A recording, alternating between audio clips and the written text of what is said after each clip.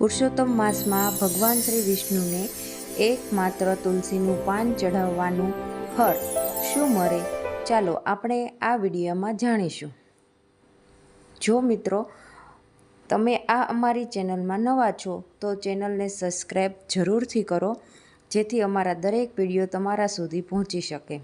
મિત્રો, હિન્દુ શાસ્ત્રોમાં તુલસીને અત્યંત પવિત્ર અને દેવી સ્વરૂપ માનવામાં આવે છે. એમાં પણ ખાસ કરીને પુરુષોત્તમ માસ દરમિયાન ભગવાન શ્રી વિષ્ણુને ભક્તિભાવથી ચડાવેલું માત્ર એક તુલસી પાન અત્યંત મહાન પુણ્ય આપે છે. આપણા હિન્દુ શાસ્ત્રમાં કહેવામાં આવ્યું છે કે ભગવાન વિષ્ણુને સોના ચાંદી કરતાં પણ ભાવે ભક્તિથી અર્પણ કરવામાં આવેલું તુલસી પાન વધારે પ્રિય છે.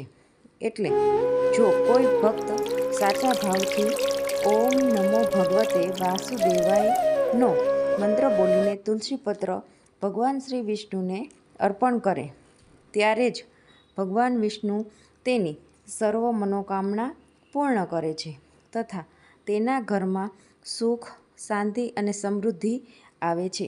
તેથી દરરોજ સવારે વહેલા સ્નાન કરીને ભગવાન વિષ્ણુ સમક્ષ દીવો કરી અને આ મંત્ર બોલીને ભગવાન વિષ્ણુના ચરણોમાં તુલસી પાન અર્પણ કરવું.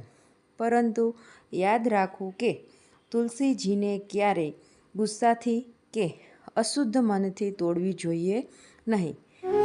તુલસી માતાને પ્રણામ કરી મનમાં ભગવાનનું સ્મરણ કરી તુલસીના ક્યારામાંથી તુલસીનું પાન તોડવું જોઈએ. મિત્રો, વિડીયો પસંદ આવ્યો હોય તો લાઈક અને શેર કરવાનું ભૂલતા નહીં. જય શ્રી કૃષ્ણ. રાધે રાધે. મહાદેવ હર.